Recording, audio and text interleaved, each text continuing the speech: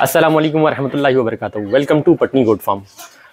गोट farm series में आज मैं जो सीरीज़ लेकर आया हूँ वो उन लोगों के लिए जो ब्रीडिंग सेटअप के हवाले से काम करना चाहते हैं गोट फार्मिंग में। किस तरीके की बकरियाँ जो हैं वो होनी चाहिए और किस तरीके का जो है वो एज फैक्टर होना चाहिए। बकरियों के अंदर जो है ना, फार्मर को चाहिए कि फार्मर हो या घर के अंदर शौकीन कोई भी अगर बकरियां पालना चाहता है तो उसमें ये करना चाहिए कि बकरी की जो परचेजिंग है वो 2 दांत की तकरीबन जो है वो करनी चाहिए। और इसके अलावा मार्केट से जो है वो लोग अक्सर जो है वो क्रॉस बकरियां ख़रीद लेते हैं। बेचने वाला ये बोलता है कि बकरी जो है वो 2 महीने की क्रॉस है, 1.5 महीने की क्रॉस है, 2.5 महीने की क्रॉस है, 3 महीने की क्रॉस है, ये बोलकर मार्केट से बेचा जाता है और लोग लेकर आ जाते हैं। इस पर रिलाई नहीं करना चाहिए। इसमें कोई श्योरिटी वाली बात नहीं होती। हाँ, अगर किसी फार्म से आप परचेज़ कर रहे हैं तो उसमें तो फिर भी जो है वो एक फार्मर पीछे होता है, तो उसमें धोखाधड़ी वाला मामला नहीं होता। और अगर इनकेस खुदा न खास्ता बकरी रिपीट वगैरह भी कर लेती है तो फार्मर जो है वो उसको अकोमोडेट दोबारा कर देता है। लेकिन मार्केट से जो है वो गब्बन बकरियाँ ख़रीदना मुनासिब नहीं है। ख़ास तौर पे ऐसी बकरियां भी लोग ख़रीदते हैं जो बच्चा देने में जो है वो जिनको 1 हफ़्ता होता है, 2 दिन होते हैं, 4 दिन होते हैं, 10 दिन होते हैं।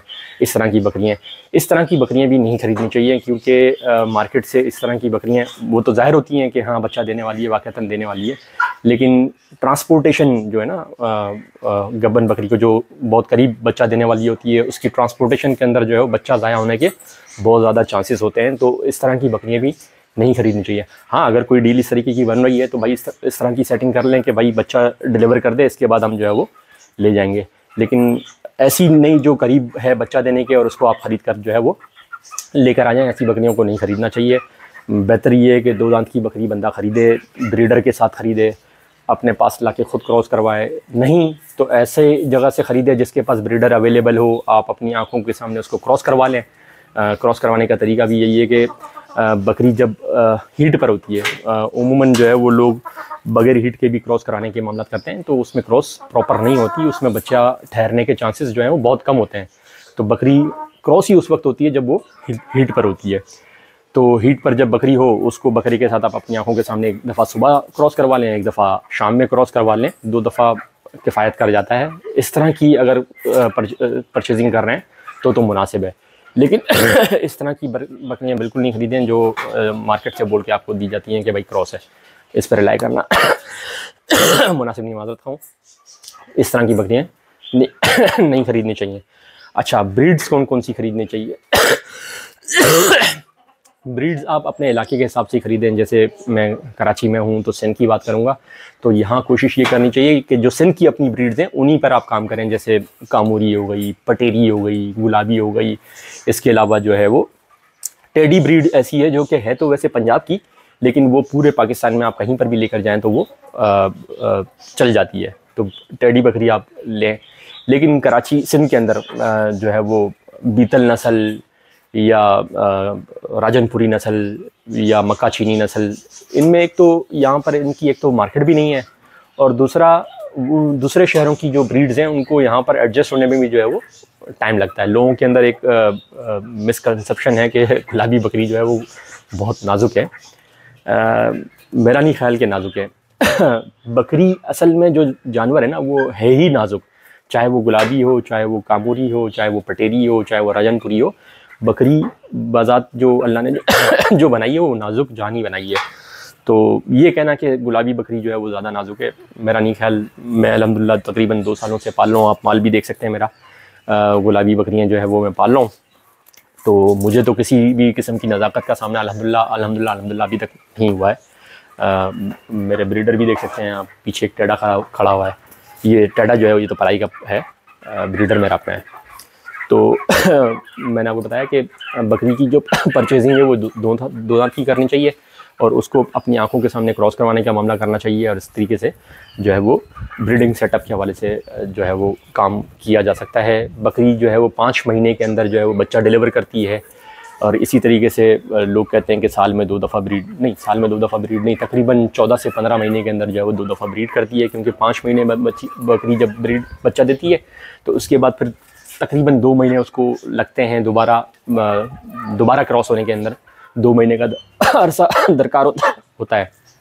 तो इसमें तकरीबन अगर हम देखें तो रेशो प्रोपोर्शन जो है वो 14 महीने से 15 महीने का 15 महीने का जो है वो टाइम ड्यूरेशन होता है बकरी की क्रॉसिंग का, ठीक है। तो ये मैंने आपको बताया कि जो है वो अच्छा, दूसरा एक और चीज़ कि मैंने पहले भी वीडियो के अंदर आपको बताया था कि जो है बकरियों के साथ ब्रीडर जो है वो हर वक्त नहीं रहना चाहिए, ब्रीडर अलग रहना चाहिए और बकरियां जो है वो अलग रहनी चाहिए। सिर्फ क्रॉसिंग का जो टाइम पीरियड होता है ना, अच्छा क्रॉसिंग का जो टाइम पीरियड है, इसके अंदर भी एक चीज़ मैं आपको वजाहत कर दूँ कि किसी भी महीने में जो है वो क्रॉस कराना नहीं चाहिए। क्रॉस कराने की जो टाइमिंग्स हैं वो इस तरह की रखनी चाहिए कि बच्चे किस मौसम में आ रहे हैं। बच्चे जो है वो आने चाहिए ना तो ज़्यादा सर्दी के मौसम में आए, ना ज़्यादा गर्मी के मौसम में आए। बैलेंस मौसम के अंदर बच्चे अगर आएंगे तो उनकी सर्वाइवल जो है वो आपके लिए आसान होगी। अदरवाइज़ जो है वो बच्चों को संभालना बड़ा मुश्किल हो जाता है। अगर सख्त सर्दी में बच्चे आए तब भी संभालना मुश्किल होता है, सख्त गर्मी में बच्चे आएँ तब भी उनको संभालना बहुत मुश्किल होता है। तो बकरियों की जो ब्रीडिंग का जो टाइम फ्रेम है वो बड़ा मौसम को देखते हुए रखना चाहिए। बेस्ट ब्रीडिंग टाइम जो है वो फरवरी और मार्च का महीना होता है, जिसमें आप क्रॉस करवाएं तो बच्चे एक मुतदिल मौसम के अंदर आपके पास आते हैं। इसी तरीके से आगे जाके जो है वो सितंबर और अक्टूबर और नवंबर किसी दर्जे में कह लें कि ये 3 महीने जो है ऐसे हैं जिनके अंदर आप क्रॉस करवाएं तो बच्चे एक अच्छे मौसम के अंदर आपके पास आते हैं, तो उनको संभालना जो है वो आसान होता है। अच्छा, दूसरा एक और इशू ये है कि बकरी की ख़रीदारी को करते हुए किन चीज़ों को मद्देनज़र रखना चाहिए। बकरी जो है वो सेहतमंद होनी चाहिए। लोग जो है वो कमज़ोर बकरियां लेकर आ जाते हैं और फिर उनको क्रॉस करवाते हैं और फिर उनके बच्चे जो है वो सर्वाइव नहीं करते और वो कहते हैं कि यार बच्चे सर्वाइव नहीं कर रहे। बच्चे सर्वाइव ना करने की जो वजह है वो ये भी है कि बकरी अगर कमज़ोर होगी तो वो कमज़ोर बच्चे डिलीवर करेगी और कमज़ोर बच्चे डिलीवर होंगे तो फिर वो उनको सर्वाइवल में मुश्किल होगी। तो बकरी जो है वो सेहतमंद होनी चाहिए। लोग ये भी कहते हैं कि जो है वो बकरियों को वंडा नहीं देना चाहिए और बकरी जो है वो ज़्यादा हेल्दी नहीं होनी चाहिए। बकरी जो है वो हेल्दी होनी चाहिए। माँ हेल्दी होगी तो बच्चे भी हेल्दी डिलीवर करेगी और वो बच्चे फिर सर्वाइव करेंगे, ठीक है ना। तो इन चीज़ों को मद्देनज़र रखना चाहिए। बकरी जो है वो सेहतमंद ख़रीदनी चाहिए। पॉइंट स्कोरिंग होती है बकरी की। अगर हम पॉइंट स्कोरिंग के हवाले से बात करें तो 2.5, 3, 3.5, 4 कैटेगरीज़ जो है वो होती हैं, जिसके अंदर जो है वो अगर 3 का जो नंबर है वो अच्छा नंबर है, 4 का नंबर वो भी अच्छा नहीं है। मतलब बहुत ज़्यादा हैवी भी नहीं होनी चाहिए और बहुत ज़्यादा वीक भी नहीं होनी चाहिए, बैलेंस होनी चाहिए बकरी। जैसे मैं आपको दिखाता हूँ, अगर मेरा कैमरामैन दिखाए, ये एक नॉर्मल कैटेगरी है। इसको 3 का हम स्कोर देंगे जिसमें हड्डियों का नज़र नहीं आना, अच्छी हेल्थ में बकरी जो है वो है। तो हेल्दी बकरी होगी तो बच्चे भी हेल्दी होंगे, ठीक है। वो हाँ, हेल्दी बकरी होगी तो हेल्दी बच्चे होंगे और अगर कमज़ोर बकरी होगी तो फिर बच्चे कमज़ोर आएंगे और वो फिर उनका सर्वाइवल मुश्किल होगा। ये है ब्रीडिंग सेटअप के हवाले से जो है वो मैंने आपको सोचा कि आप लोगों के साथ चीज़ें शेयर करूं। उम्मीद है ये प्रोग्राम आपको अच्छा लगा होगा। अगर अच्छा लगा हो तो लाइक कीजिएगा, सब्सक्राइब कीजिएगा, चैनल को दोस्तों के साथ शेयर भी कीजिएगा। मिलते हैं अगले किसी प्रोग्राम में किसी अच्छे नए टॉपिक के साथ। जब तक के लिए इजाज़त दीजिए। अस्सलामु अलैकुम वरहमतुल्लाहि वबरकातुहू।